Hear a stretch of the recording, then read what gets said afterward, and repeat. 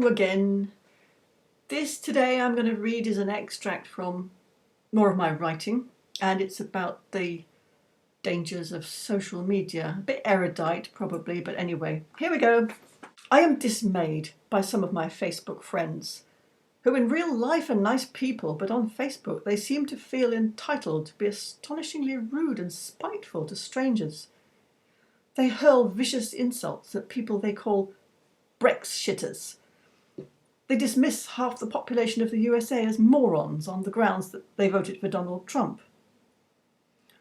I would strenuously avoid going onto Facebook to say this about them, but privately I think they're more stupid than I had supposed.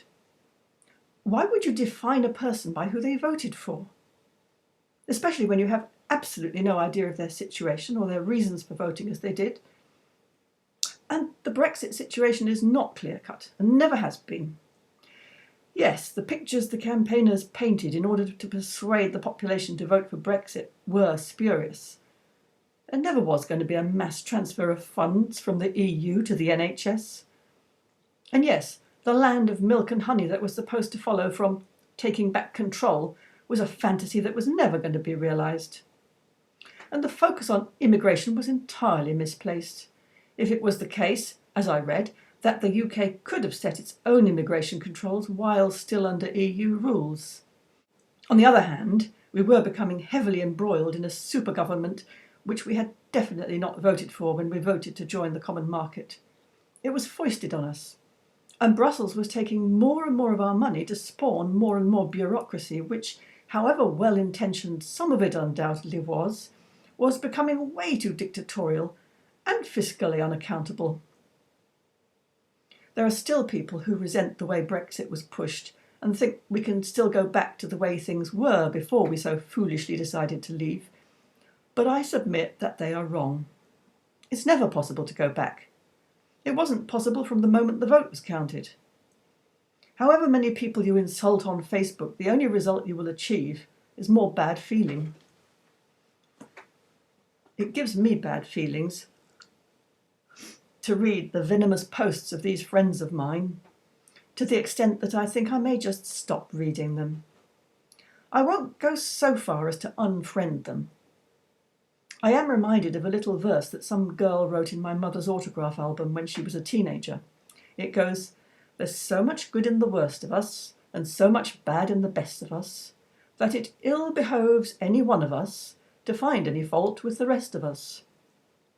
Obviously, there are some people who seem to be intrinsically bad, such as sociopaths who torture and kill. But there are also hordes of people who are not sociopaths but who behave like them, joining gangs and participating in witch hunts on social media, revelling in their own power to destroy livelihoods. What social media have done is to break down those tried and tested principles of honour, integrity, and basic good breeding which our grandparents found valid in times of war and social upheaval. Now we have it so good that we feel entitled to pick on people in public. We no longer see what it is that binds society together because we have grown up within the new cult of individualism. We don't see that the only reason we're free to pick and choose what we think, say and do is that others sacrificed their right to do so in order to defend the common good. And sadly, others are probably still sacrificing their rights per force so that the entitled ones can continue with their righteous crusades. The result of too much picking and choosing is a fracturing of society. We don't want to be in the EU because we want self-determination. But what is self-determination? At the individual level, it hardly exists. People as individuals can't decide how the government spends their money or what laws it makes. All you can do is identify with a group, such as Guardian reading right-on liberal social justice warriors, and proceed to trash everybody else from your position of smug virtue. The other thing that gives me bad feelings is that in my search for information about the craft of writing and the art of getting published, I am coming across writers who are doing similar things to my Facebook friends. YouTube feeds me a video in which someone is talking about a writer on Goodreads who has started a smear campaign in which she is trashing everybody who has posted reviews of her new book there. Somebody gave the book 5 stars because she was not allowed to give it 4.5, so she rounded it up. Another gave it 4 stars because she too would have liked to give it 4.5, but rounded it down. The author is apparently going on the rampage, getting more and more incensed, bad-mouthing all the reviewers, including the one who gave her 5 stars, which seems rather deranged, but I guess she thought it should not have been necessary to round it up. In other words, she thinks every reviewer should be giving her an unreserved 5-star rating. This has spilled onto Twitter, where the crazy author has a loyal fan base, who are taking up the cause without really knowing what it's about, and mobbing all the reviewers like a flock of angry seagulls. And the reviewers are retaliating by giving the author 1-star reviews because of her personality, even if they think her book is good. The YouTube influencer mentions that this author would do better to withdraw from the fray and keep quiet for a bit. She doesn't approve of this strategy for all authors, though.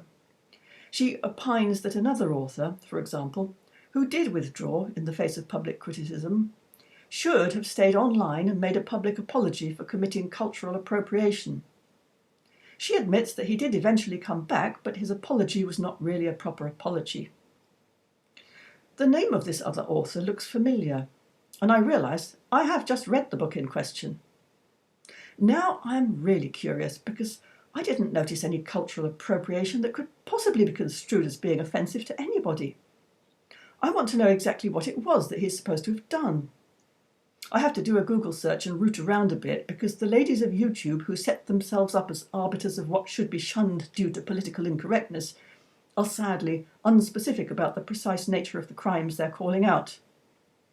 And reading the comments to their videos, I find people saying things like, "I didn't know this author was suspect, and I was going to read his book, but now I won't." It annoys me that these people are so easily persuaded without evidence, and so unwilling to judge the evidence for themselves. My detective work finally uncovers what this particular author is supposed to have done. In his fantasy adventure, he created a tribe of people who tattooed their faces. And apparently, this is disrespectful to the Maori, who are the only people in the world who are allowed to have facial tattoos. I'm flabbergasted. What is there to apologise for in that, for heaven's sake? I read the book. There was no mention of the Maori. There was no reference whatsoever that could have made any Maori think he was disrespecting them.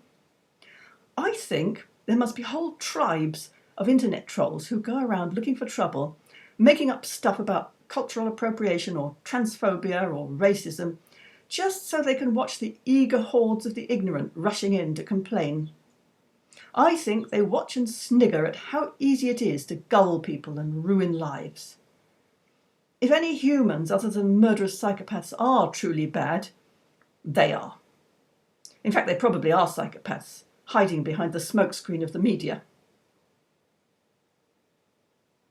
So, there we are. And if you've come this far with me, I am going to say that my next book review will be a review of this actual book. See you next time. Bye.